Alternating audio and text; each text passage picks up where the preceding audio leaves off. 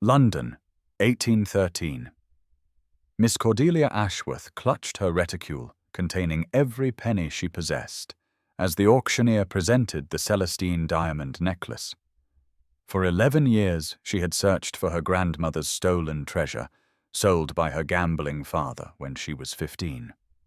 Now, seated in the third row of Whitmore and Associates' auction house, she faced her greatest obstacle yet. The Earl of Ravenscroft lounged in the front row, his casual elegance masking ruthless determination. As the bidding war escalated, their eyes met across the crowded room. Neither knew that this collision of wills would lead to the most scandalous gesture London society had ever witnessed, transforming a simple auction into a battle for love, pride, and redemption that would change both their lives forever. Now please take a moment and subscribe to our channel and comment where you are watching from and what time is it. It is always fascinating to see where these stories get all around the world. Thank you. The morning air in London carried the scent of coal smoke and possibility as carriages rattled through the cobbled streets toward Whitmore and Associates, the most prestigious auction house in Mayfair. Inside the elegant establishment, with its polished mahogany paneling and crystal chandeliers, society's elite gathered for what promised to be the season's most spectacular sale. Miss Cordelia Ashworth adjusted her modest blue pelisse as she settled into her seat in the third row, her fingers unconsciously tightening around the worn leather of her reticule. The small bag contained £120, every shilling she possessed in the world, painstakingly saved over 5 long years from her meager allowance and the small legacy her dear mother had left her. To any observer, she appeared the picture of composure, her dark hair neatly arranged beneath a simple bonnet, her posture erect despite the plainness of her attire. Yet beneath this calm exterior, her heart thundered with anticipation and dread. Today, after 11 years of searching, tracking, and hoping, she would finally have the chance to reclaim what had been stolen from her. The Celestine Diamond necklace was no mere piece of jewelry to Cordelia. It had belonged to her beloved grandmother, the Countess of Ashworth, a woman of remarkable character who had raised Cordelia after her mother's early death. The necklace, with its intricate setting of diamonds arranged like celestial stars, had been a symbol of love, heritage, and the strength that ran through the women of their family. When her father, in one of his countless fits of gambling fever, had sold it to pay his mounting debts, 15-year-old Cordelia had felt as though her very heart had been torn from her chest. Now, at 26, she was no longer the helpless girl who could only weep as her heritage disappeared into the hands of strangers. She had spent years learning the necklace's whereabouts, following its trail through various owners, waiting for the moment when it would surface again at auction, where she might have a chance to reclaim it. In the front row of the auction house, Marcus Blackwood, the 5th Earl of Ravenscroft, settled into his seat with the casual elegance that marked everything he did. At 32, he possessed the kind of commanding presence that drew attention without effort, his tall frame impeccably dressed in a coat of midnight blue that complemented his dark hair and penetrating grey eyes. Society whispered that he was the most eligible bachelor in England, a man of vast fortune and impeccable lineage who could have his choice of any woman in the ton. Yet Marcus remained stubbornly unmarried, much to the frustration of countless mothers with marriageable daughters. His interest in the Celestine Diamond necklace stemmed not from any personal attachment to jewelry, but from a calculated desire to please Lady Margot Sinclair, the acknowledged diamond of the current season. Lady Margot, with her golden hair and porcelain beauty, represented everything society expected in a countess. She was well-bred, accomplished, and possessed of the kind of cool elegance that would complement his position perfectly. Their eventual marriage was considered such a foregone conclusion that the betting books at White's no longer accepted wagers on the subject. The necklace, Marcus had decided, would serve as both a betrothal gift and a statement of his intentions. As he waited for the auction to begin, he found his attention wandering to the other attendees, noting the familiar faces of collectors and the hopeful expressions of those seeking bargains. His gaze passed over a young woman in the third row, noting only that her modest dress seemed out of place among the more elaborate costumes surrounding her. Little did he know that this unremarkable woman would soon prove to be his most formidable opponent. Mr. Theodore Whitmore, the auction house's proprietor, took his position at the podium with the practiced confidence of a man who had overseen countless sales of precious objects. The murmur of conversation gradually died away as he raised his gavel, his keen eyes surveying the assembled crowd. Today's sale featured numerous valuable items, but everyone present knew that the true prize was the necklace that would be presented near the end of the proceedings. Whitmore had deliberately scheduled it thus, allowing anticipation to build throughout the afternoon. When the moment finally arrived, two assistants carefully carried forth a velvet-lined case, opening it to reveal the Celestine Diamond necklace in all its glory. Even in the afternoon light filtering through the tall windows, the diamonds caught and reflected the illumination with breathtaking brilliance, each stone perfectly cut to enhance the overall effect. A collective intake of breath swept through the room as spectators leaned forward to better admire the piece. Cordelia felt tears prick her eyes as she gazed upon the necklace for the first time in Elfontov's years. It was exactly as she remembered, yet somehow even more beautiful than her memory had preserved. She could almost see her grandmother wearing it, feel the gentle touch of aged hands, as the old countess had allowed young Cordelia to examine each diamond, telling her stories of the necklace's history and the love it represented. The sight of it now, so close yet still beyond her reach, filled her with a complex mixture of joy and anguish that threatened to overwhelm her carefully maintained composure. The bidding began at £50, and immediately several hands shot up around the room. Cordelia waited, her palms growing damp inside her gloves as she watched the price climb steadily. At £60 retentions, she tentatively raised her hand, her voice barely audible as she called out her bid.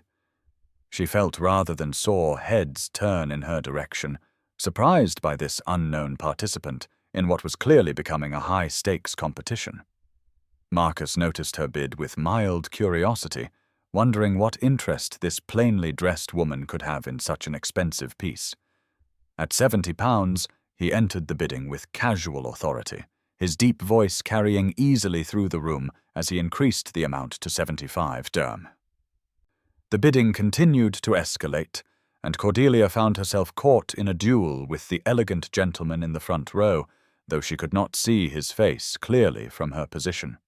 At £80, several other bidders withdrew, recognizing that the competition had become too rich for their blood. At £90, Cordelia's heart began to race as she approached the limit of her resources. When the bidding reached £100, she felt a moment of despair, knowing she was approaching the edge of her ability to continue. The gentleman in front bid £110 with an air of finality, as though he expected this to end the matter. It was then that Cordelia did something that surprised even herself. Rising to her feet, her voice clear and strong despite her inner turmoil, she declared, £120. The words rang through the suddenly silent auction room like a clarion call, and every head turned to stare at this audacious woman who dared challenge what appeared to be a gentleman of considerable means. Marcus turned in his seat to get a better look at his unexpected opponent, and what he saw gave him pause. The woman stood with quiet dignity despite the attention focused upon her, her chin raised in a gesture of defiance that spoke of inner strength rather than mere stubbornness. Her face, while not conventionally beautiful, possessed a quality of intelligence and character that was far more arresting than mere prettiness. Most intriguing of all was the expression in her dark eyes as she gazed at the necklace, a look of such longing and desperate hope that it suggested this was far more than a simple desire for jewelry. Something about her bearing, the set of her shoulders, and the quiet desperation masked by dignity gave him unexpected pause. Marcus found himself studying her with growing fascination, noting the modest quality of her dress that nevertheless could not diminish the natural grace of her bearing. There was something in her manner that spoke of breeding and education, despite her obvious reduced circumstances. Most puzzling of all was the intensity of her desire for this particular piece. He had seen collectors and connoisseurs pursue objects they coveted, but this woman's attachment seemed to run deeper than mere aesthetic appreciation or investment potential. As the auctioneer called for any further bids, Marcus realized he could easily outbid her. His wealth was sufficient to purchase the necklace 10 times over without causing him any financial strain. Yet something held him back, some instinct he could not quite name that made him reluctant to crush this woman's obvious hopes. The moment stretched taut with tension as the entire room waited to see whether the mysterious gentleman would continue the bidding. When Whitmore called going once, going twice, Marcus remained silent, his eyes fixed on the woman who had so unexpectedly captured his attention. The fall of the gavel seemed to echo through the stunned silence as Whitmore declared, "Sold to the lady in blue." Cordelia's hands trembled as she made her way to the payment desk, her legs unsteady beneath her as the magnitude of what she had just accomplished began to sink in. She had done it! After 11 years of patient searching and saving, her grandmother's necklace would finally come home. The transaction nearly emptied her purse, leaving her with barely enough for her immediate needs. But she found she cared nothing for such practical concerns.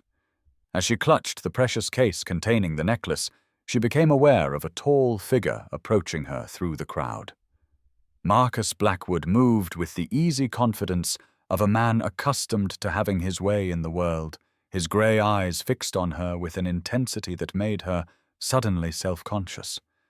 When he stopped before her and executed a perfect bow, she realized with some alarm that this was the gentleman she had outbid, the man whose obvious wealth and position should have made him her superior in any competition. "You seem remarkably attached to this particular necklace, miss," he began, his voice carrying the cultured tones of the aristocracy. "Ashworth," she replied, meeting his gaze with as much composure as she could muster. "And yes, my lord, I am." The slight emphasis on his title made it clear that she had recognized his elevated status despite not knowing his specific identity. "Might I ask why?" he continued, genuinely curious about what could drive a woman of modest means to spend such a sum on jewelry. "You might ask," she replied with quiet dignity, lifting her chin slightly in a gesture that reminded him oddly of a queen addressing a subject. "Whether I choose to answer is another matter entirely." Her direct manner, so different from the simpering flattery or calculated charm he usually encountered from women, both intrigued and frustrated him. Here was someone who treated him not as a prize to be won or a fortune to be pursued, but simply as a man whose questions she might or might not choose to acknowledge.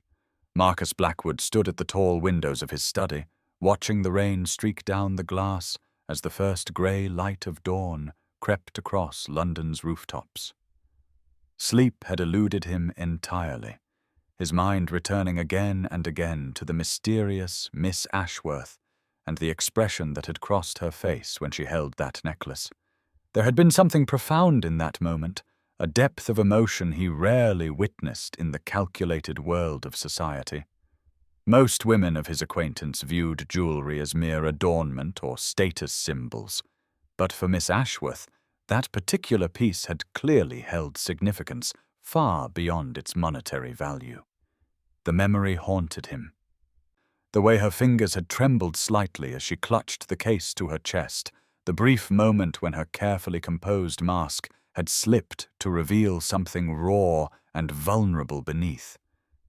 He had dispatched his secretary, Mr. Harrison, the previous evening with instructions to discover everything possible about Miss Cordelia Ashworth and her connection to the Celestine Diamond necklace. The report, delivered just after midnight, had proven both illuminating and deeply troubling. The necklace had indeed belonged to her grandmother, the late Lady Margaret Ashworth, wife to the previous Baron Ashworth. When the current Baron, Miss Ashworth's father, had inherited both title and crushing debts 11 years prior, he had systematically sold off everything of value to satisfy his creditors and fund his continued gambling. The necklace had been among the first items to go, sold privately to a collector who had eventually consigned it to Whitmore's auction house. Miss Ashworth herself lived in reduced circumstances in modest lodgings near Russell Square, her only companion an elderly widow named Mrs. Pemberton, who served as her chaperone. They survived on a pittance, the remainder of a small inheritance from her grandmother that her father had somehow failed to squander. The image of this proud, dignified woman carefully hoarding every penny for 5 long years, denying herself even basic comforts in pursuit of recovering a treasured family heirloom, stirred something deep within Marcus's chest that he had thought long dead. Here was someone who understood the true value of things, who valued love and memory over mere wealth or position. The contrast with his usual social circle, where everything was calculated for advantage and nothing held sentimental worth, struck him with unexpected force. By the time his valet, James, appeared with hot shaving water and the morning papers, Marcus had reached a decision that surprised even himself. James, a man of middle years who had served the Blackwood family since Marcus was a boy, raised a questioning eyebrow at his master's unusually early rising and the determined set to his jaw, but knew better than to comment directly. Instead, he simply inquired, "My lord, shall I have the carriage brought round at the usual time?" To which Marcus replied with uncharacteristic abruptness, "No, James. Have it ready within the hour. I have business to attend to that cannot wait." The streets of London's commercial district bustled with early morning activity as Marcus's elegant black carriage drew up outside Whitmore and Associates. The Earl rarely ventured into this part of the city, preferring to conduct his business affairs from the comfort of his study or his clubs, but today felt different, charged with an energy he couldn't quite name. Mr. Theodore Whitmore, a man of perhaps 50 years, with prematurely grey hair and shrewd brown eyes, was just unlocking the front door of his establishment when Marcus approached. The jeweller's surprise at seeing one of England's most prominent peers on his doorstep at such an early hour was evident, though he quickly composed himself and offered a deep bow. "Your lordship," he said, his voice carefully neutral. "To what do I owe this unexpected pleasure?" Though Marcus detected a note of wariness beneath the polite words. Mr. Whitmore had undoubtedly heard about yesterday's unusual bidding war and wondered what new complications the Earl's presence might bring. Marcus wasted no time on pleasantries. His decision crystallized into unwavering resolve during the short carriage ride. "Mr. Whitmore," he began without preamble, "I wish to make you an offer for your establishment." The jeweller's eyebrows rose in genuine surprise as he ushered Marcus into the shop's elegant showroom, where morning light streaming through tall windows caught the facets of countless gems and sent rainbow reflections dancing across the walls. "An offer, my lord," Whitmore repeated carefully, his merchant's instincts immediately alert. "Might I inquire what sort of offer you have in mind?" To which Marcus replied with the same directness he brought to all his business dealings, though this particular transaction felt anything but routine. "I wish to purchase your entire operation, Mr. Whitmore. The building, the inventory, the name, the reputation, everything associated with Whitmore and Associates." The silence that followed stretched for several long moments as the jeweller attempted to process this extraordinary proposal, his mind clearly racing through the implications and possibilities. Finally, he found his voice, though it carried a note of bewilderment that he couldn't quite suppress. "Your lordship, forgive me, but I must ask, why would a gentleman of your position wish to own a jewelry establishment, particularly when you show no interest in the trade itself?" The question was reasonable, even expected. Yet Marcus found himself reluctant to examine his own motivations too closely, knowing that what had begun as a simple impulse to right a perceived wrong had somehow evolved into something far more complex and personal. "That," he replied with the authority of a man accustomed to having his wishes respected without question, "is my concern alone, Mr. Whitmore. I require only that you name a fair price for everything you possess here." The negotiation that followed was swift and decisive, conducted with the efficiency that Marcus brought to all his commercial ventures, though Whitmore's obvious confusion at the entire proceeding added an element of surrealism to the transaction. The jeweler named a sum that was substantial but fair, reflecting both the value of his inventory and the goodwill built up over decades of honest dealing. And Marcus accepted without hesitation or attempt to bargain, instructing his banker to transfer the funds immediately. Within 2 hours of entering the shop, Marcus found himself the owner of a complete jewelry establishment, a situation so unprecedented that word of it spread through London's commercial district like wildfire, generating speculation and amazement in equal measure. As he signed the final documents and accepted the keys to his new property, Marcus couldn't help but wonder what Miss Ashworth would make of this development, though he suspected she would view his gesture with the same mixture of suspicion and stubborn pride that seemed to characterize her approach to most things. The following morning found Cordelia Ashworth returning from her customary early walk through the quieter streets near her lodgings, a routine that provided her with both necessary exercise and a brief respite from the confines of her modest rooms. The morning air carried the familiar scents of coal smoke and freshly baked bread from the nearby shops, and she had been looking forward to a quiet breakfast with Mrs. Pemberton before beginning her usual round of small economies and careful planning that comprised her daily existence. However, as she rounded the corner onto Grosvenor Place, she stopped short at an extraordinary sight that made her question whether she might still be dreaming. Her modest lodging-house, which usually stood quietly unremarkable among its neighbours, was surrounded by a small army of liveried servants, elegant carriages and wagons laden with mysterious cargo covered by pristine white sheets. Pemberton stood in the doorway clutching what appeared to be an official document, her normally composed elderly face pale with shock and confusion, while several imposing footmen waited respectfully nearby as if seeking further instructions.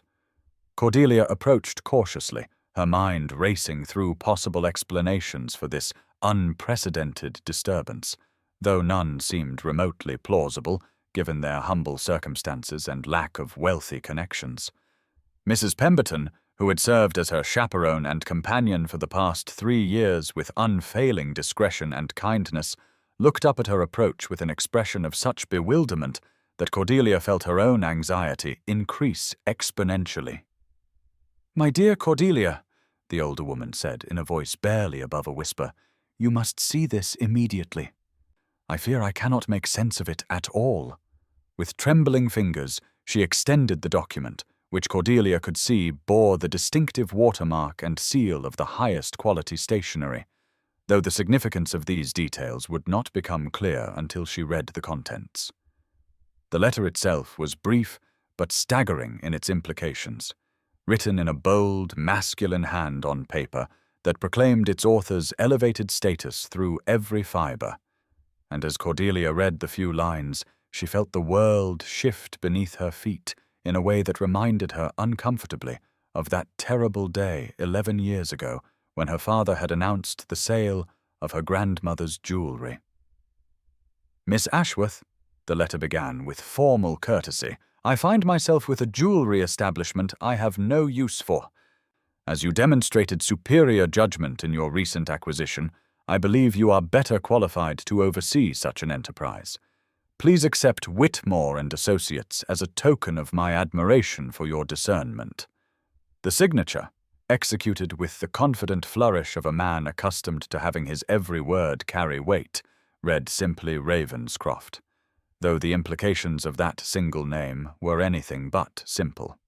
Accompanying the letter were the actual deeds to the Whitmore establishment, complete inventory lists written in a careful clerk's hand that detailed every item from the most precious diamonds to the humblest pins, and a substantial bank draft drawn on one of London's most prestigious banking houses, sufficient to cover months of operating expenses for the entire business. Cordelia stared at these documents with emotions that warred between gratitude, suspicion, and the overwhelming sense of unreality, her practical mind struggling to comprehend the magnitude of what was being offered, while her heart whispered warnings about the dangers of accepting such extraordinary generosity from a virtual stranger. "What manner of man gives away a jewelry shop?" she asked aloud, her voice carrying a note of desperate bewilderment as she looked from the papers to Mrs. Pemberton and back again, searching for some rational explanation that might make sense of this impossible situation, to which her companion replied with the dark wisdom of a woman who had observed society's machinations for 7 decades. "One who wants something in return, my dear, and I fear we must be very careful indeed about what that something might be."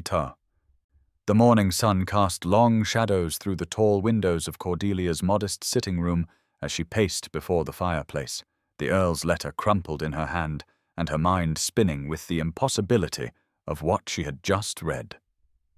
Mrs. Pemberton sat quietly in her favorite chair, her shrewd eyes following Cordelia's agitated movements, while the servants waited outside for instructions regarding the mysterious cargo that had appeared with the dawn. The very idea of accepting such an extravagant gift from a gentleman she barely knew sent waves of mortification through Cordelia's already battered pride. Yet the practical implications of refusing it seemed equally daunting.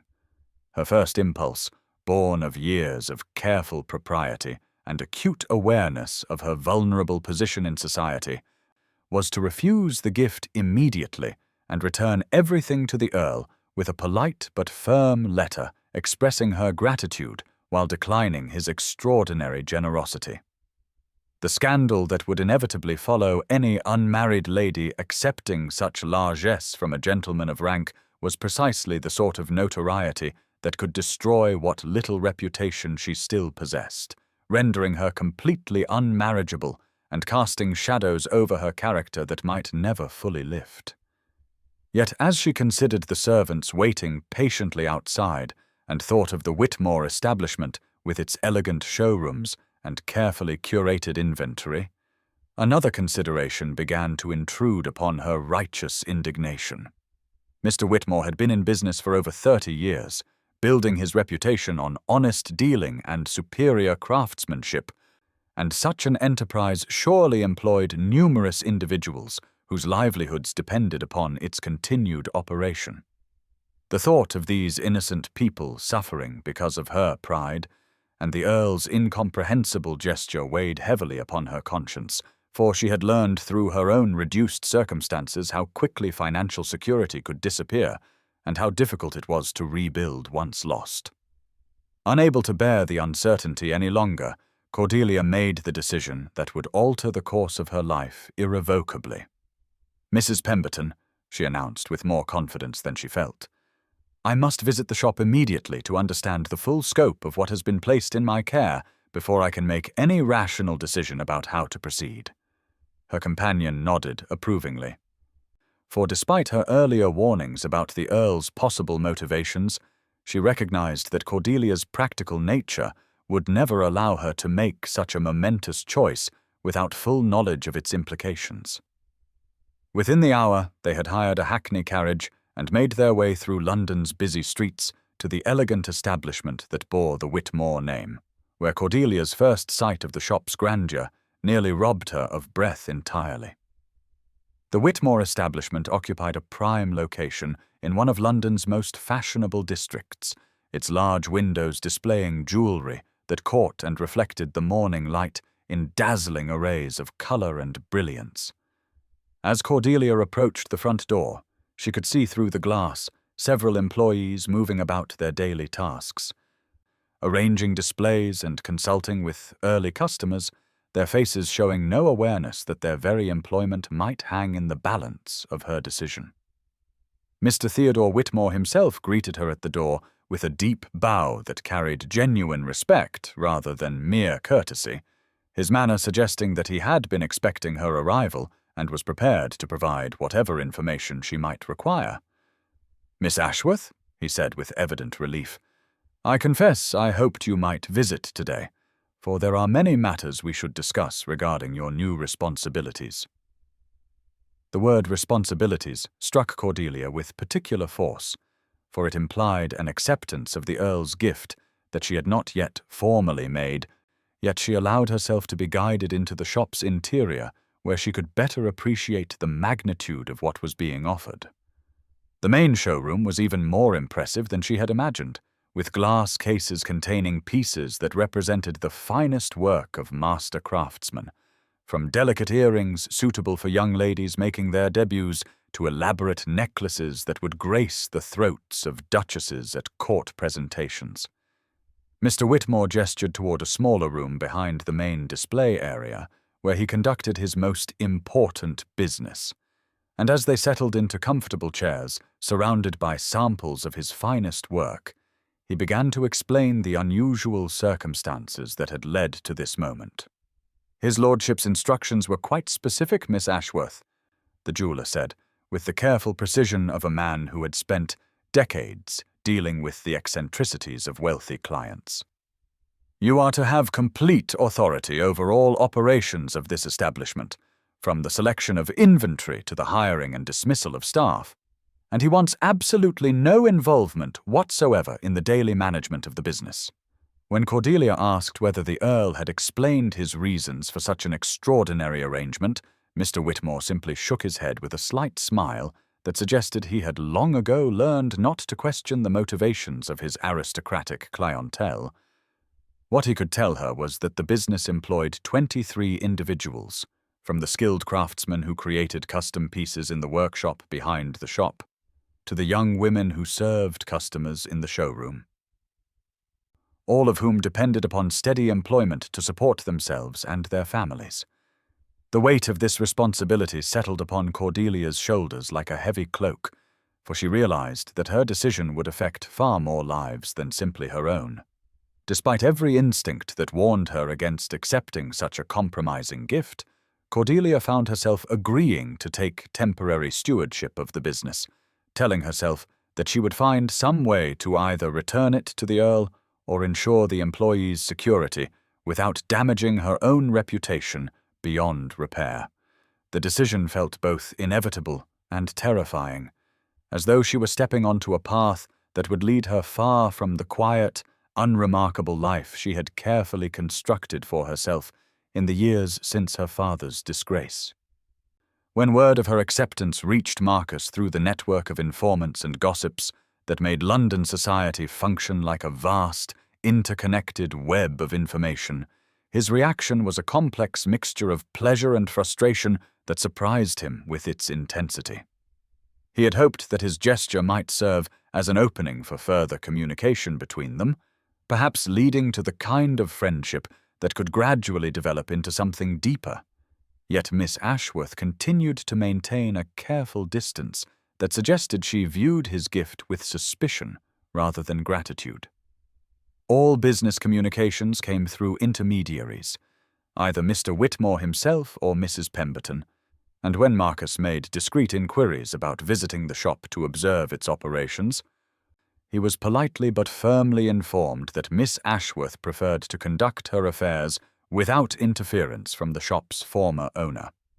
This careful avoidance both wounded his pride and increased his fascination with a woman who seemed immune to the combination of wealth and rank that usually opened every door in society, making him more determined than ever to find some way to breach the barriers she had erected around herself. The irony was not lost on him that his attempt to help her had actually driven her further away, creating the very scandal and awkwardness he had hoped to avoid while failing to achieve any of the closeness he had unconsciously been seeking. News of the Earl of Ravenscroft's extraordinary gift to an unknown woman spread through London society with the speed and destructive power of wildfire, carried from drawing room to drawing room by eager tongues that embellished each retelling until the simple facts became buried beneath layers of speculation and scandal. Within days, every hostess in Mayfair knew the basic outline of the story, though the details varied wildly depending upon the teller's imagination and personal biases regarding the mysterious Miss Ashworth. Some whispered that she must be the Earl's secret mistress, installed in the jewelry shop to provide her with both income and respectability, while allowing him discreet access to her charms. Others, noting the Earl's continued attendance at society functions and his apparent lack of any romantic attachment, speculated that Miss Ashworth might be a secret wife, married in some clandestine ceremony that could not be publicly acknowledged due to her inferior social status. The most charitable interpretation, offered primarily by older ladies who remembered similar arrangements from their youth, was that the Earl had simply taken pity on a deserving woman of reduced circumstances and provided her with the means to support herself respectably, though even these generous souls admitted that the gift was extraordinary enough to raise eyebrows and invite gossip. Lady Margot Sinclair, who had confidently expected to receive the Earl's proposal before the season's end, was among those least inclined toward charitable interpretation, her normally serene composure cracking to reveal a core of cold fury that she struggled to conceal behind her practiced social smile. The possibility that some unknown woman had captured the attention she considered rightfully hers filled Margot with a jealous rage that she channeled into subtle but devastating social warfare, using her position as the season's acknowledged beauty to influence opinion against the upstart Miss Ashworth.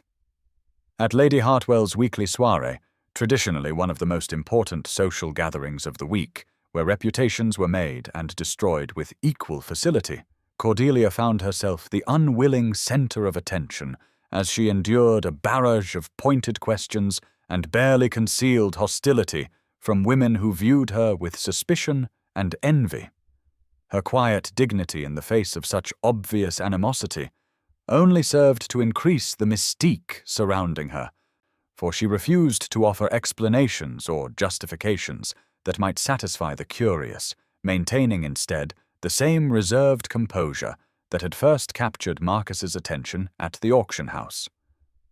When Marcus himself arrived at Lady Hartwell's gathering, having been deliberately delayed by business matters that prevented his earlier attendance, the tension in the elegantly appointed drawing-room became almost palpable as conversations stopped mid-sentence and all eyes turned to observe his reaction to Miss Ashworth's presence.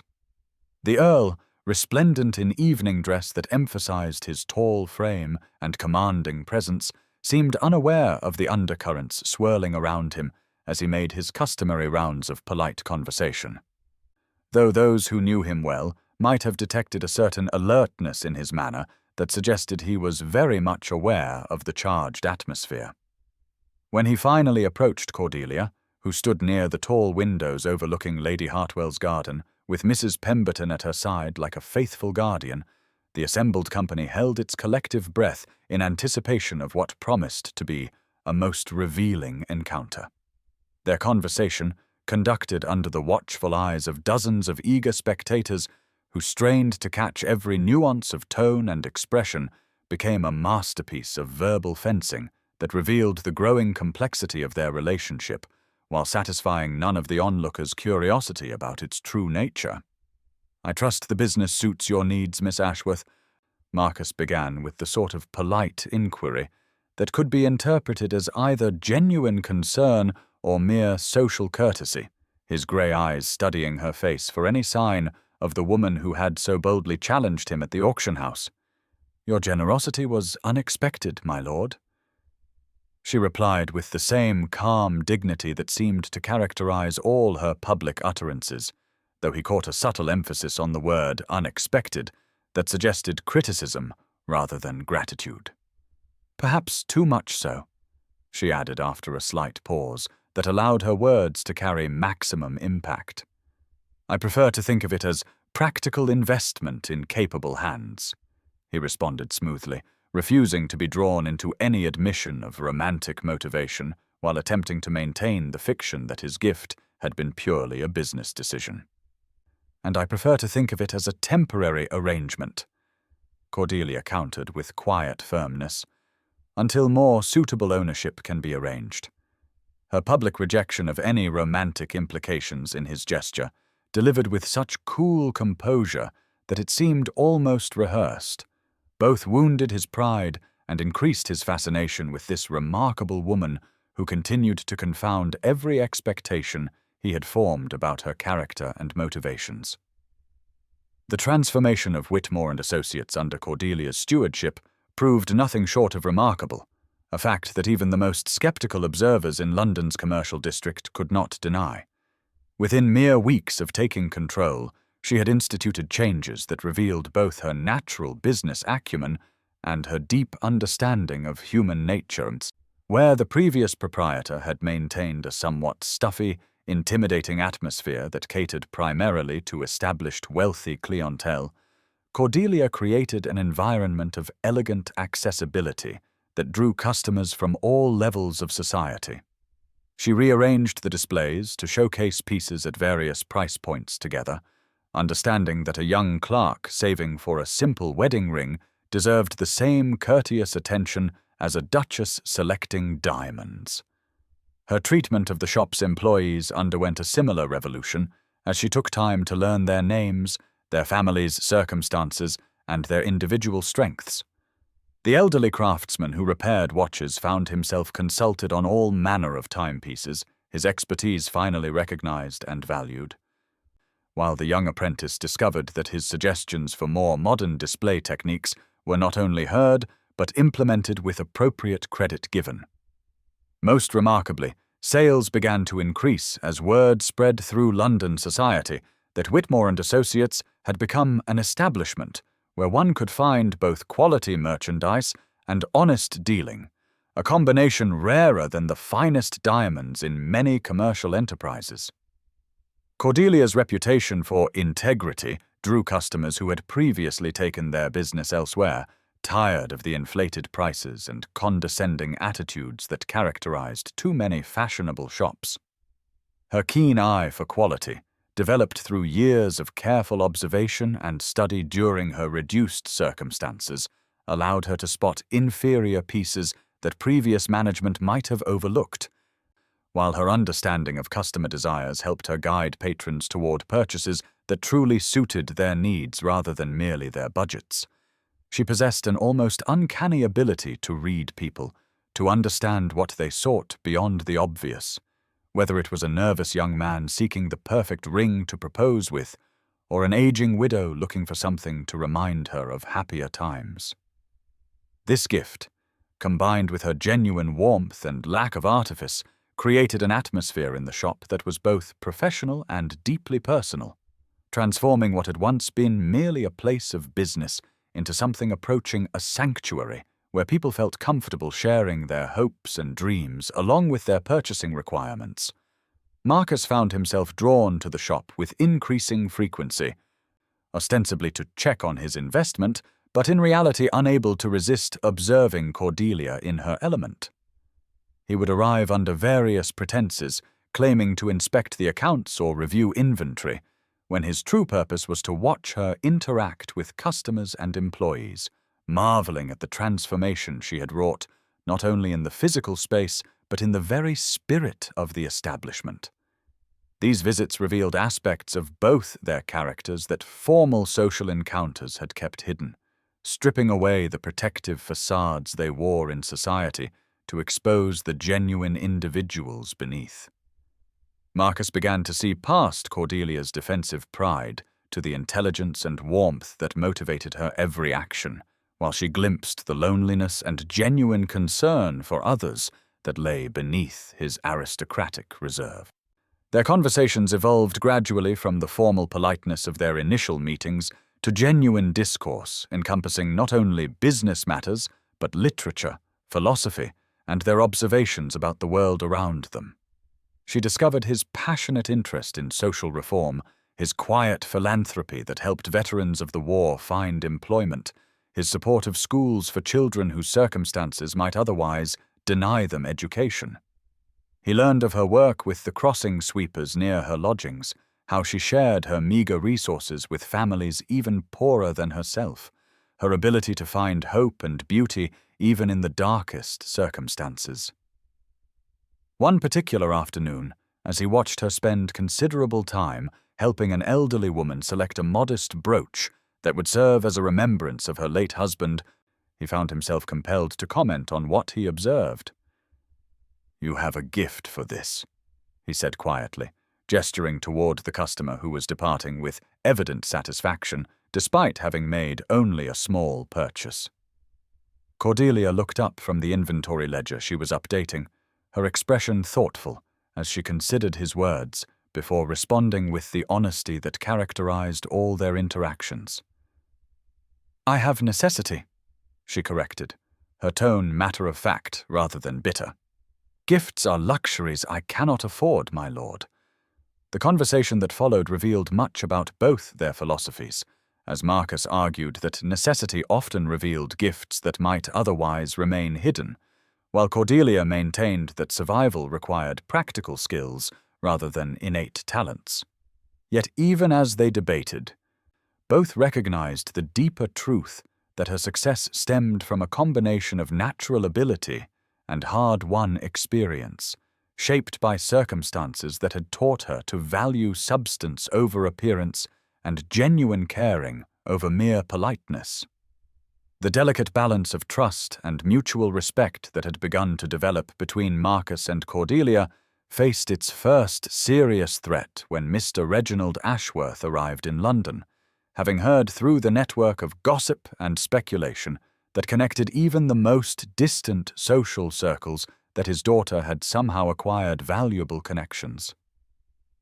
Reginald represented everything weak and destructive about the aristocratic class that Marcus occasionally encountered but generally managed to avoid, a man whose charm and good looks had once made him welcome in the finest houses, but whose gambling addiction and moral weakness had systematically destroyed everything he touched.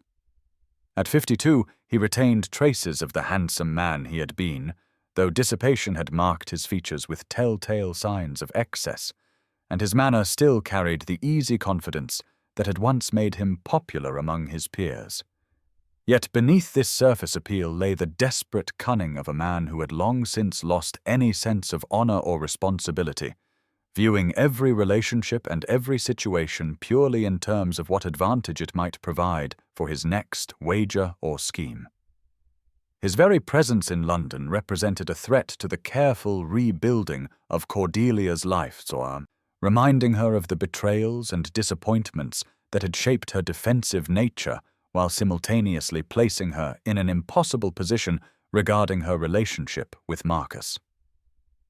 Reginald alternated between tearful pleas for forgiveness and financial assistance, and barely veiled hints about arrangements he might be able to facilitate between his daughter and her wealthy benefactor, his suggestions carrying implications that made Cordelia's skin crawl with revulsion and shame. His appearance at the shop created immediate tension among the employees, who had grown protective of their transformed workplace and its principled owner, while his attempts to establish himself in her modest lodgings brought back memories of the fear and uncertainty that had dominated her adolescence. Most painful of all was the way his presence reminded her of why she had learned not to trust easily, why every gesture of kindness or generosity carried the potential for devastating disappointment, and why accepting Marcus's extraordinary gift might have been a mistake that would ultimately destroy the peace and security she had worked so hard to create. The very sight of her father brought back vivid memories of that terrible day 11 years ago when he had casually announced the sale of her grandmother's necklace as though it were merely another asset to be liquidated, showing no understanding or concern for the emotional significance of the piece to his grieving daughter. Now, watching him eye the shop's inventory with the calculating gaze of a man assessing potential profit, Cordelia felt the walls she had so carefully constructed around her heart beginning to rebuild themselves, threatening to shut out not only her father's destructive influence, but also the tentative warmth she had begun to feel toward the man whose generosity had made her current happiness possible. Meanwhile, Lady Margot Sinclair had not remained idle in the face of what she perceived as a direct challenge to her position as Marcus's intended bride, and her campaign to reclaim his attention had escalated into open warfare against Cordelia's reputation and character. Armed with the weapons of social influence and carefully cultivated connections, Lady Margot began spreading rumors that grew more vicious with each retelling, suggesting that Cordelia's acquisition of the jewelry establishment had come at a price that no respectable woman should be willing to pay. She whispered to her circle of friends about the impropriety of a gentleman giving such an extravagant gift to an unmarried woman of questionable background, implying that their association was far more intimate than either party had acknowledged publicly. Her suggestions, delivered with the practiced skill of a woman who had mastered the art of character assassination while maintaining plausible deniability, painted Cordelia as an adventuress who had somehow manipulated the Earl's sympathies for her own financial gain. The rumors spread through London society with the speed and destructiveness of wildfire, carried by those who found malicious gossip more entertaining than truth, and repeated by others who simply accepted such stories without question. Lady Margot's position as an acknowledged leader of fashionable society gave her words additional weight, while her beauty and connections provided protection from any direct challenge to her behavior. She took particular pleasure in suggesting that Marcus's interest in social reform had made him vulnerable to the sob stories of designing females who preyed upon masculine sympathy for their own advancement, a characterization that transformed his genuine kindness into evidence of foolish gullibility while simultaneously attacking Cordelia's integrity and independence.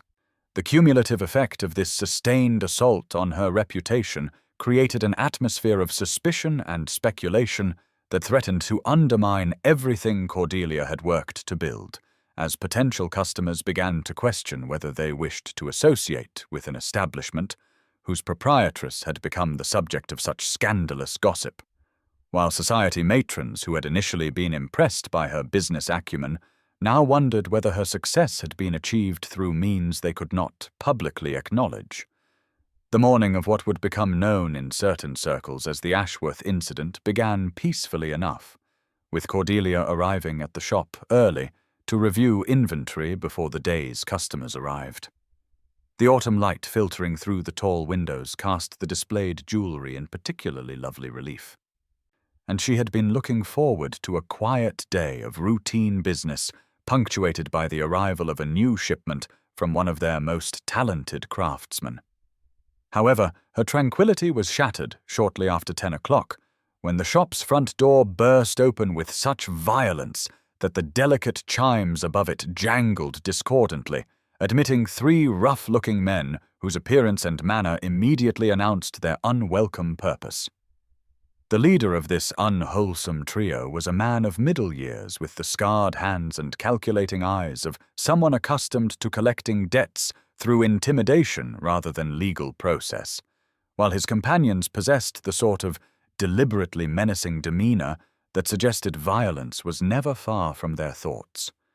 Mr. Ashworth's gambling debts, which had been accumulating during his weeks in London like storm clouds gathering before a tempest, had finally reached the attention of creditors whose patience had been exhausted and whose methods of collection made no allowance for social niceties or public propriety. The lead creditor, a man who introduced himself simply as Thompson without offering any courtesy title, wasted no time in explaining their presence with a bluntness that made several customers gasp in shock and horror. "We're here about your father's debts, Miss Ashworth," he announced in a voice that carried clearly through the suddenly silent shop, his words designed to create maximum embarrassment and pressure. "Mr. Reginald Ashworth owes us £400, and since he's told us his daughter has come into good fortune through her connection with a certain Earl, we've come to collect from the family what the gentleman himself cannot pay."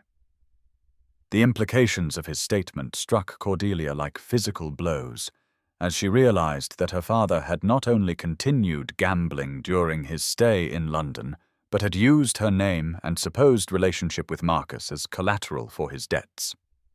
The presence of these men in her shop, with their crude manner and threatening implications, represented exactly the kind of public spectacle she had worked so desperately to avoid, threatening to destroy in minutes the reputation for respectability and integrity she had spent months building through careful attention to every detail of her conduct and business practices.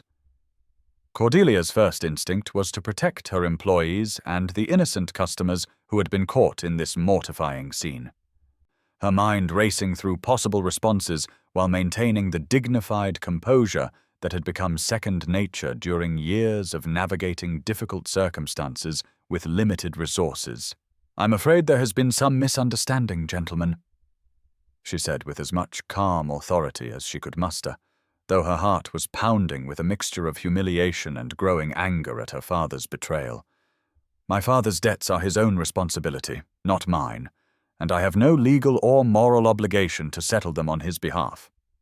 Her words, delivered with quiet firmness despite the tremor she fought to keep from her voice, only seemed to amuse Thompson and his companions, who clearly had no intention of leaving empty-handed regardless of legal niceties or social conventions.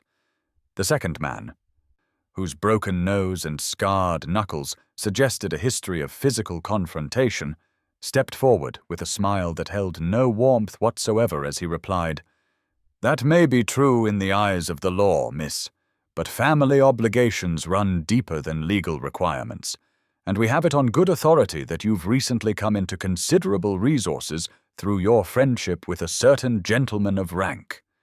The emphasis he placed on the word friendship carried implications that made Cordelia's cheeks burn with shame and fury, as she realized that her father had not only used her name to secure credit, but had also spread gossip about her relationship with Marcus that painted her in the worst possible light.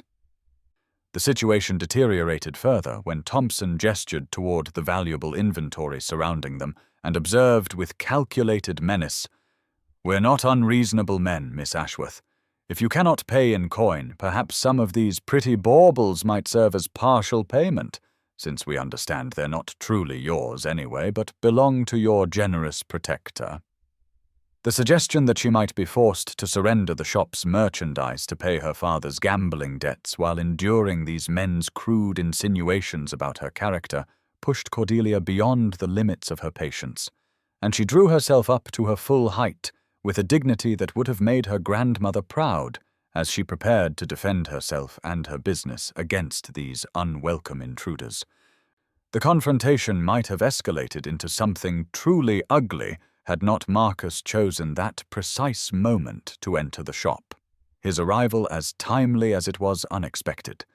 He had come, as he often did, under the pretense of checking on his investment, though his true motivation was the simple pleasure of observing Cordelia in her element and perhaps engaging in one of their increasingly meaningful conversations. However, the scene that greeted him required no explanation, as years of managing his various estates had made him familiar with the type of men who collected debts through intimidation, and the particular brand of menace they brought to their unpleasant profession. Without hesitation or apparent concern for the implications of his actions, Marcus stepped forward with the commanding presence that had served him well in business negotiations and social situations alike, his voice carrying the unmistakable authority of a man accustomed to being obeyed without question. "Gentlemen," he said with deceptive mildness, though his grey eyes had taken on a steely quality that suggested consequences for anyone foolish enough to test his patience, I believe you have business with me rather than with Miss Ashworth."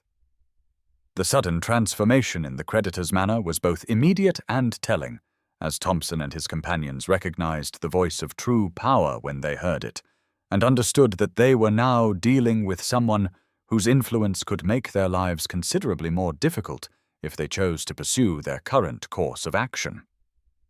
Marcus continued with the same calm authority that had characterized his most successful business dealings, his words carefully chosen to resolve the situation while minimizing further embarrassment to Cordelia, though he could see the cost of this public scene in the rigid set of her shoulders and the flush of humiliation staining her cheeks. Mr. Ashworth's debts are indeed family matters, and as such should be settled privately rather than disrupting legitimate business operations. If you will be so good as to provide me with the exact figures, I shall arrange immediate payment in exchange for your agreement that this matter is concluded and that neither Mr. Ashworth nor his family will be troubled further regarding these particular obligations. The speed with which the transaction was completed revealed both the creditors' eagerness to collect their money and their relief at avoiding potential complications with someone of Marcus's rank and influence.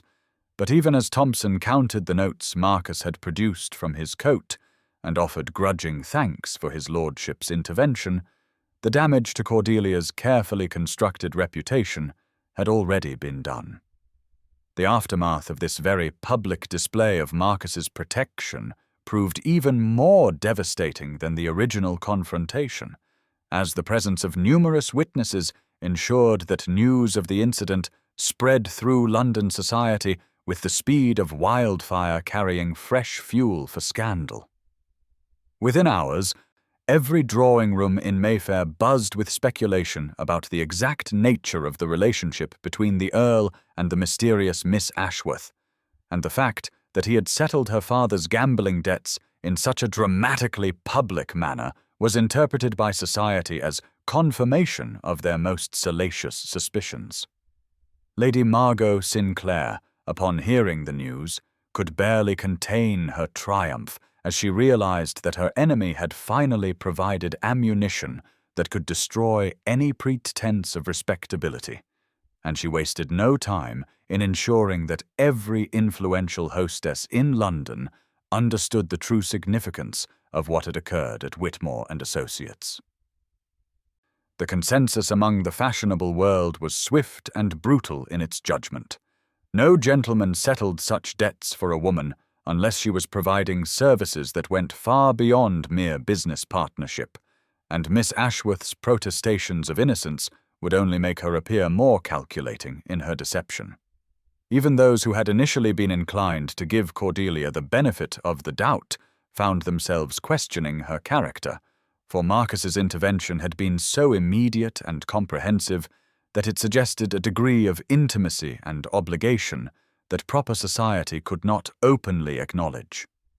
The scandal threatened not only Cordelia's personal reputation, but also the success of the business she had worked so hard to build, as customers who had been drawn by her integrity now wondered whether they wished to be associated with an establishment whose proprietress had become the subject of such widespread gossip and speculation.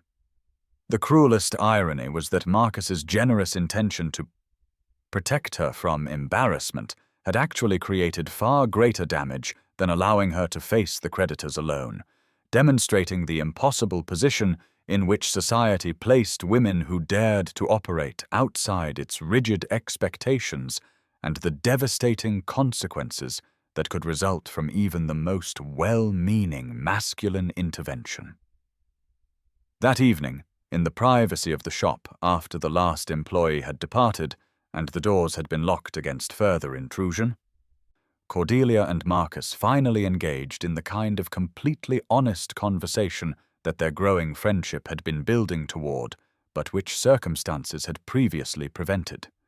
The events of the day had stripped away the last vestiges of formal politeness between them, leaving them free to speak with the kind of directness that their deepest feelings demanded, but that social convention usually prohibited.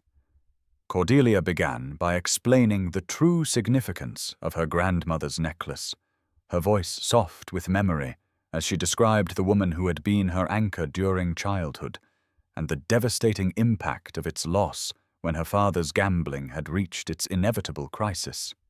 "I saved for 5 years to reclaim it," she told him. Her hands clasped tightly in her lap as she struggled to convey the depth of her attachment to what others might dismiss as mere jewelry. Not for its monetary value, though that was considerable, but because it held every memory of love I possessed, every moment of security and acceptance I had ever known. The necklace represented my grandmother's strength, her dignity in the face of adversity, and her belief that a woman could maintain her principles regardless of circumstances. When my father sold it, I felt as though he had sold my very soul, my last connection to someone who had loved me unconditionally and believed in my worth as a person rather than viewing me as merely another asset to be disposed of when convenient.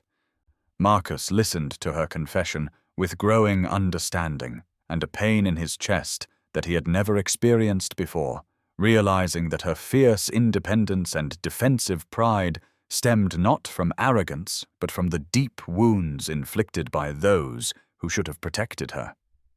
In return, he found himself revealing his own loneliness and the isolation that his wealth and rank had created, admitting that his suspicion of others' motives had made genuine connection nearly impossible until he met someone who wanted something money could not buy. "When you outbid me that day," he said quietly, his grey eyes fixed on her face with an intensity that made her breath catch. "You wanted something that no amount of gold could purchase. I had forgotten such things existed, forgotten that there were people in the world who valued love and memory over material advantage.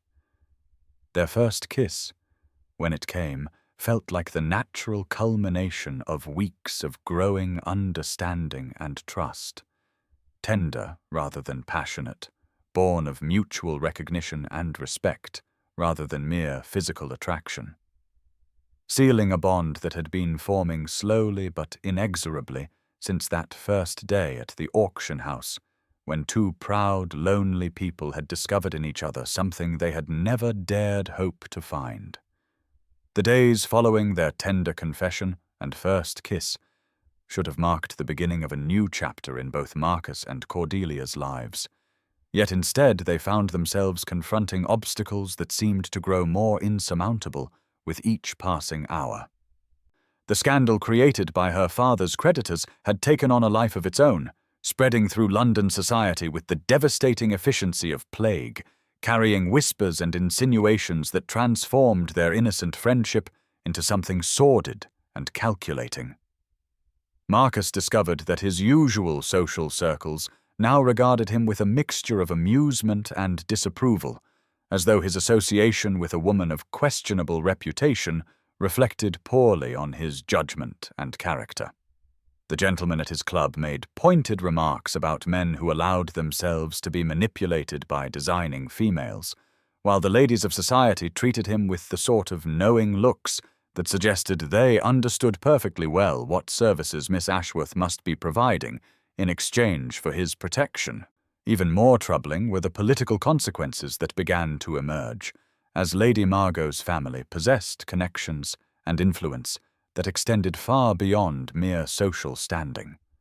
Her father, the Duke of Thornfield, had made it quietly but firmly known that Marcus's continued association with the notorious Miss Ashworth would result in the withdrawal of support for various reform measures that Marcus had championed in Parliament, effectively threatening to destroy years of careful work on behalf of veterans and working families. The Duke's message was delivered with the polished subtlety that marked all aristocratic coercion, couched in terms of regret and disappointment rather than direct threats. Yet the implications were unmistakable. Lady Margot herself played her part with calculated precision, appearing at social functions with an air of wounded dignity that suggested she was nobly enduring public humiliation while maintaining hope that the man she loved would eventually see reason and return to his proper place in society. Her performance was masterful in its restraint, never directly criticizing Marcus or his choices, but allowing her hurt to show just enough that observers felt compelled to take sides in what they perceived as a battle between virtue and vice, respectability and scandal. The pressure mounted steadily as influential voices began suggesting that a man in Marcus's position had obligations that transcended personal preference, that his duty to his name and his role in society required him to make choices based on broader considerations than mere romantic inclination. The irony was not lost on him that his attempt to help Cordelia had instead trapped them both in a web of expectations and consequences that threatened to destroy any possibility of happiness for either of them.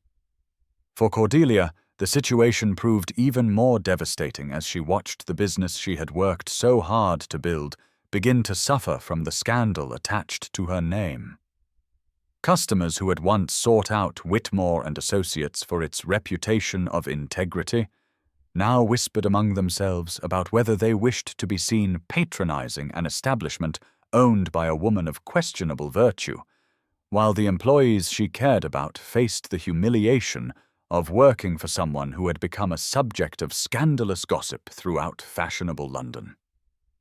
Most painful of all was the knowledge that her father's presence in the city guaranteed that this would not be the last such incident, that his weakness and lack of scruples would continue creating situations that reflected poorly on her character and damaged the careful reputation she had struggled to build.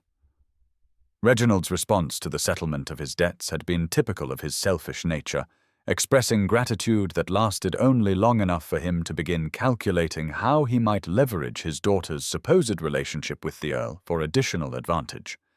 Within days of the confrontation at the shop, he was already hinting to his gambling companions about his family's connections, creating new debts based on the assumption that Marcus's intervention had established a precedent for future assistance. So, the cycle seemed destined to repeat itself endlessly, with each incident creating fresh scandal and deeper damage to Cordelia's position until she would become completely unmarriageable and unemployable, a cautionary tale about the dangers of accepting charity from men whose motives could never be entirely pure. The weight of this realization settled upon her with crushing finality as she understood that her presence in London had become toxic not only to her own prospects but also to Marcus's future and to the livelihoods of the innocent people who depended upon the shop for their survival. The choice that confronted her was agonizing in its clarity. She could fight to remain and watch everything she cared about be systematically destroyed by forces beyond her control, or she could sacrifice her own happiness to preserve what remained of Marcus's reputation and her employees' security. In a moment of painful clarity that seemed to crystallize all her fears and hopes into a single, unavoidable decision, Cordelia resolved to leave London entirely, removing herself from the situation before further damage could be done to anyone she cared about. The decision required every ounce of strength and determination she possessed, for it meant abandoning not only the business she had come to love, but also the first genuine happiness she had known since her grandmother's death. Yet she could see no alternative that did not involve watching Marcus's political career and social standing be destroyed by his association with her, or seeing the employees of Whitmore and Associates suffer continued embarrassment and potential loss of employment due to their connection with a scandalous proprietress. With the same methodical precision that had characterized her approach to business, she began making arrangements that would ensure the least possible disruption to others while securing her own departure from a situation that had become impossible to maintain. Her first step was to approach Mr. Whitmore privately, explaining that circumstances had made it necessary for her to withdraw from management of the establishment and offering to sell her interest back to him at a fraction of its true value. The elderly jeweler, who had grown genuinely fond of Cordelia during their brief partnership and had witnessed firsthand the improvements she had brought to his business, protested vigorously against what he considered an unnecessary sacrifice.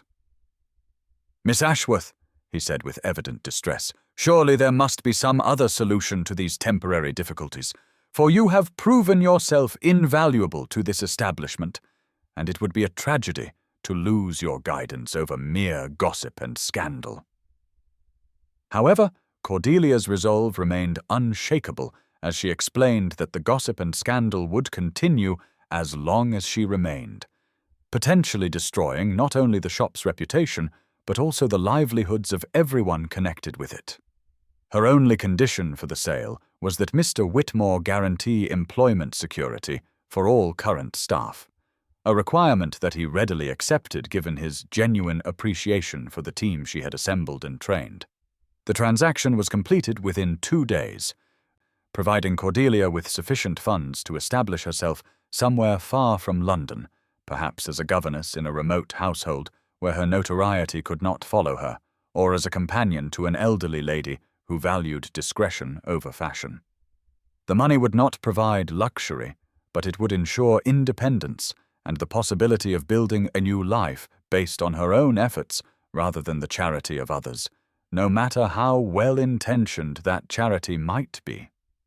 The letter Cordelia wrote to Marcus proved to be one of the most difficult tasks she had ever undertaken, for she needed to explain her departure without revealing the depth of her feelings or the pain that her decision was causing her.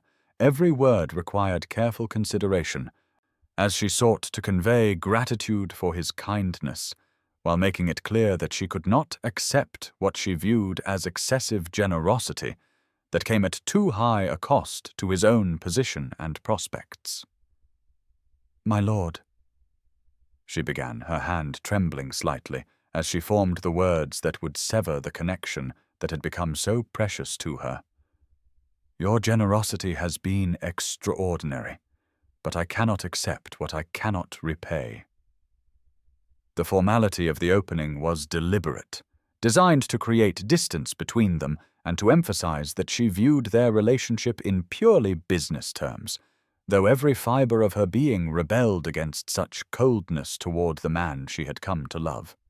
She continued with equal care, explaining that while their friendship had been a source of great happiness to her, she could not bear to be the cause of scandal that might damage his position in society or interfere with the political work that meant so much to him. "The gift of your friendship has been precious to me," she wrote, allowing herself this one admission of genuine feeling. "But I will not be the cause of scandal that damages your position or prospects." These words represented the closest she dared come to acknowledging the love that had grown between them, for to be more explicit would have made her departure even more difficult and might have tempted him to pursue her with arguments she was not certain she could resist. Her closing was deliberately formal and final, designed to discourage any attempt at following her or changing her mind. "I return your investment with gratitude and hope you will remember our acquaintance with kindness rather than regret. Your servant, Cordelia Ashworth."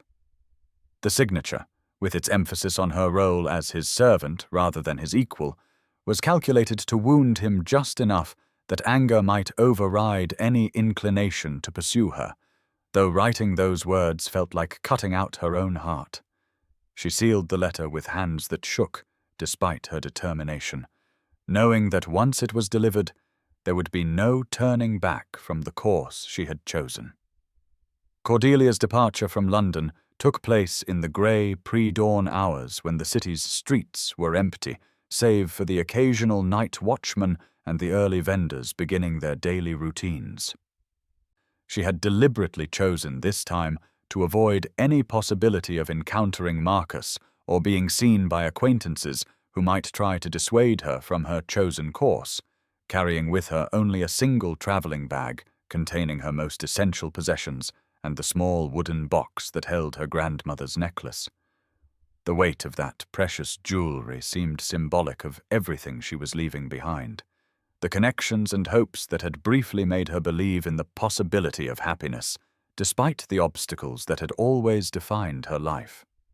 As her hired coach rolled through the sleeping streets toward the coaching inn, where she would begin her journey to an uncertain destination in the North Country, Cordelia forced herself not to look back toward the shop that had represented such triumph and joy, or toward the fashionable districts where Marcus might, at that very moment, be sleeping peacefully, unaware that she was removing herself from his life forever. The letter she had left would not be discovered until later that morning, when Mrs. Pemberton arrived at their lodgings to find Cordelia's few remaining belongings neatly packed, and a brief note explaining that urgent family business required her immediate departure from London. By the time Marcus learned of her departure, reading her carefully composed explanation with growing horror and disbelief, Cordelia would be many miles away and completely beyond his reach, having sacrificed her own happiness in the hope that distance might restore his reputation and allow him to fulfill the social obligations that his position demanded. The irony that her noble gesture would cause him far greater pain than any scandal could have inflicted was lost on Cordelia in her determination to do what she believed was right, leaving Marcus to face the devastating realization that the woman he had come to love had chosen to protect his interests even at the cost of her own dreams and their shared future. Marcus's reaction to discovering Cordelia's departure shocked even his closest associates, who had never witnessed such complete abandonment of social obligations and aristocratic composure in a man they had considered the epitome of controlled dignity. When his secretary arrived that morning with Cordelia's letter, expecting to find his employer conducting business as usual in his elegantly appointed study, he instead encountered a man transformed by grief and desperate determination. The carefully measured tones that had characterized Marcus's every interaction since childhood gave way to urgent commands as he barked orders for his fastest horse to be saddled immediately, his traveling clothes to be packed, and inquiries to be made at every coaching inn within a day's ride of London. The transformation was so complete that James, his long-time valet, ventured the unprecedented step of suggesting that perhaps his lordship might wish to consider the wisdom of such precipitous action, only to be met with a look that brooked no argument or delay. "I care nothing for wisdom at this moment, James," Marcus declared, with an intensity that made the older man step back in surprise. "My concern is for the woman I loved, who has sacrificed her own happiness under the mistaken belief that she is protecting mine." The household had never seen their master in such a state, abandoning the measured deliberation that had marked his every decision in favor of action driven by pure emotion and the terrible fear that he might lose forever the one person who had made his privileged but lonely existence meaningful. Within 2 hours of reading Cordelia's letter, he was mounted on his finest stallion and racing through the streets of London with a desperation that scattered pedestrians and drew curious stares from those who recognized the usually composed Earl of Ravenscroft, pursuing some unknown quarry with the single-minded focus of a man whose entire future hung in the balance. His pursuit took him through a series of coaching inns and countryside villages. Following a trail of discreet inquiries and half-remembered descriptions from innkeepers and ostlers, who recalled a quietly dressed young woman traveling alone toward the northern counties. Each dead end and false lead only intensified his determination, as he realized how effectively Cordelia had planned her disappearance and how completely she had committed herself to removing every trace of her presence from his life. The irony that her very efficiency in executing her plan only demonstrated once again the qualities that had made him fall in love with her was not lost on Marcus, even as he pushed himself and his horse to their limits in an effort to bridge the growing distance between them. On the third day of his relentless pursuit, Marcus finally received the information he had been desperately seeking from a helpful ostler at a coaching inn in Kent, who remembered a young lady matching Cordelia's description, inquiring about employment opportunities in the area. The man's casual mention that she had taken lodgings at the Crown and Anchor in the nearby village of Ashford, while seeking a position as governess, sent Marcus racing through the countryside with renewed hope, his heart pounding with a mixture of anticipation and dread as he wondered whether he would find her still there, or whether she had already moved on to an even more remote location. The village of Ashford proved to be a modest settlement, clustered around an ancient church and marketplace, the sort of place where a woman seeking to disappear might hope to find anonymity and peace, far removed from the gossip and scandal that had driven her from London. The Crown and Anchor occupied a prominent position on the main street, its Tudor facade speaking of centuries of hospitality to travellers, and as Marcus dismounted before its entrance, he felt a moment of uncertainty about how Cordelia might receive his unexpected arrival after she had gone to such lengths to ensure their separation. The innkeeper, a jovial man named Henderson, who clearly took pride in his establishment's reputation for comfort and discretion, confirmed that a Miss Ashworth was indeed staying at his inn, though he added with protective concern that the young lady seemed quite determined to maintain her privacy and had expressed no desire for visitors. When Marcus identified himself and requested an immediate meeting with Miss Ashworth, Henderson's manner shifted to one of respectful deference, though his protective instincts regarding his guest remained evident, as he agreed to carry the message while suggesting that his lordship might prefer to wait in the inn's private parlour rather than conducting such a potentially emotional reunion in the public tap-room.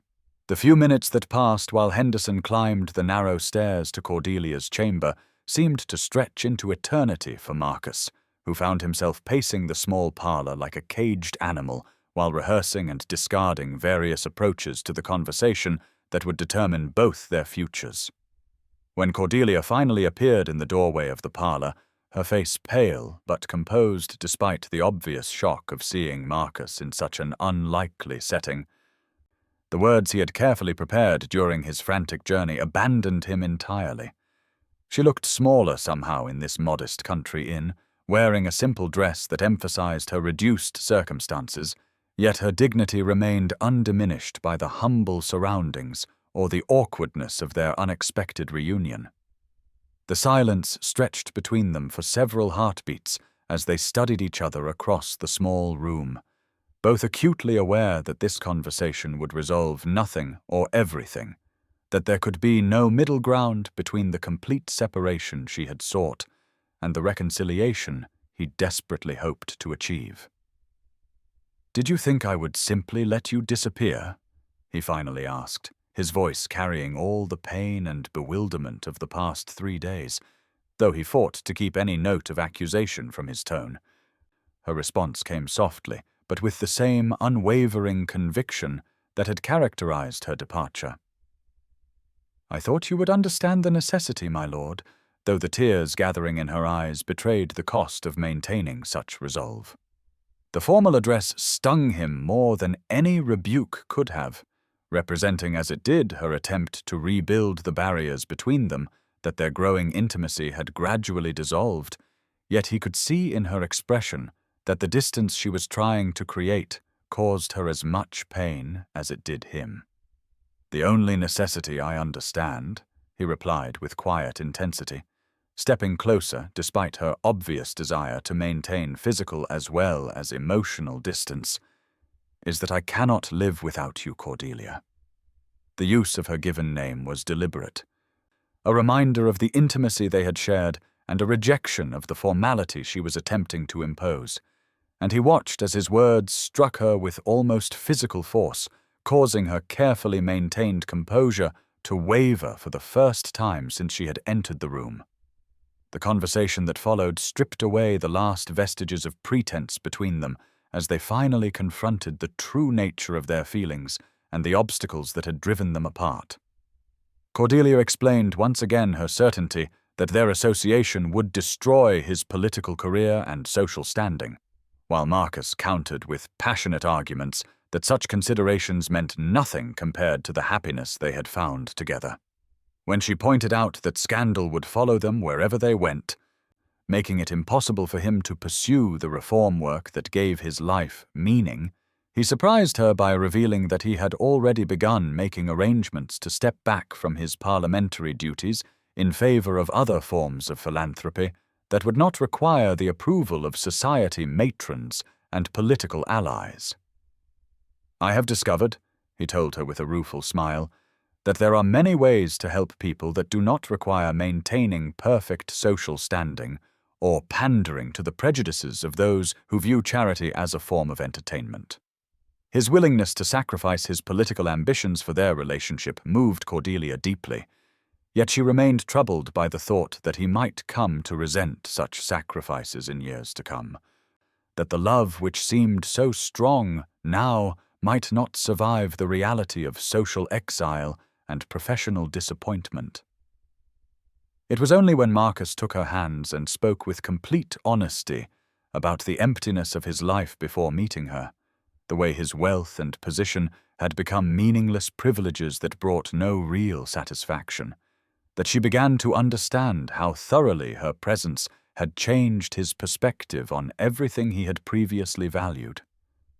The recognition that they had each found in the other not just love, but purpose, not just companionship, but a shared vision of how their lives might be made meaningful, finally broke down the last of her resistance to the future he was offering. Marcus's proposal, when it finally came, was unlike anything Cordelia might have imagined during those brief moments in her youth when she had allowed herself to dream of marriage and happiness. There was no formality or ceremony, no carefully rehearsed speech about honor and duty, but instead a raw honesty that reflected the unconventional nature of their entire relationship.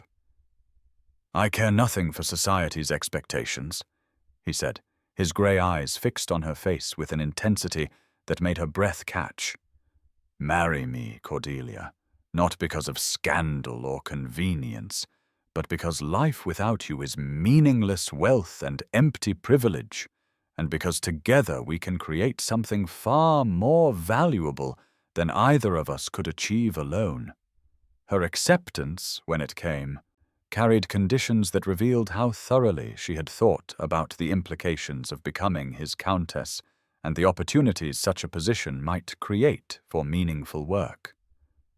"I will not be a society wife who ignores the struggles of others while enjoying the privileges of rank," she told him firmly, meeting his gaze with the same directness that had first captured his attention at the auction house.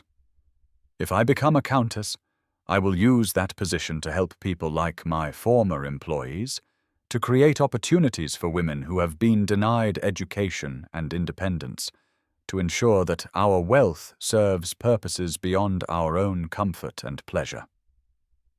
Marcus's agreement came without hesitation, for he had already recognized that Cordelia's passionate concern for others was one of the qualities he most admired about her, and the prospect of joining their resources and influence in service of causes they both believed in filled him with excitement rather than apprehension.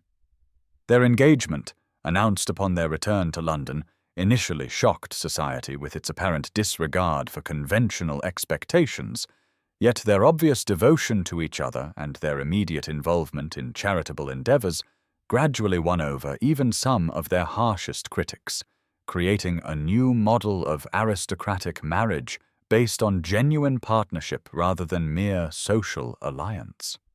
6 months after their wedding, which had been conducted in a small ceremony attended only by their closest friends and the employees of Whitmore and Associates, who had become like family to them both, Cordelia stood in the renovated and expanded jewelry establishment that had become the centerpiece of their philanthropic efforts. The shop now served multiple purposes, maintaining its reputation for fine jewelry while also functioning as a training center where young women of limited means could learn the skills necessary to support themselves in commerce, and as a meeting place for various charitable organizations that focused on improving conditions for working families throughout London. Around her neck gleamed her grandmother's necklace, no longer a symbol of loss and betrayal, but of love reclaimed and properly honored. While the new workshop in the building's rear hummed with activity as skilled craftsmen worked alongside eager apprentices learning trades that would provide them with independence and security, Marcus watched their enterprise with evident pride, having discovered that his wealth finally had purpose when used to create genuine opportunities for others, rather than merely maintaining the comfortable status quo that had characterized his previous existence. Their love story, which had begun with a collision of wills over a piece of jewelry at an elegant auction house, had flourished through understanding, sacrifice, and the gradual recognition that true partnership required not just passion, but shared commitment to making their privileged position serve purposes beyond their own happiness. In the final scene of their remarkable journey together, as they prepared to leave the shop for an evening's entertainment at the home of friends who had come to appreciate their unconventional but effective approach to social responsibility, Marcus fastened around Cordelia's neck a new creation made especially for her by their most talented craftsman, a delicate arrangement of diamonds and sapphires that caught the light with breathtaking beauty. "Do you ever regret outbidding me that day?" he asked with the gentle teasing that had become characteristic of their private moments together. To which she replied with a smile that held all the warmth and contentment of a woman who had found not just love, but purpose. "Never, though I must admit your response was rather excessive. I prefer to think of it as appropriately dramatic." He laughed, kissing her neck softly in the spot where the new necklace rested against her skin. After all, how else does one win the heart of a woman who values love over diamonds and who transforms every gift into an opportunity to serve others?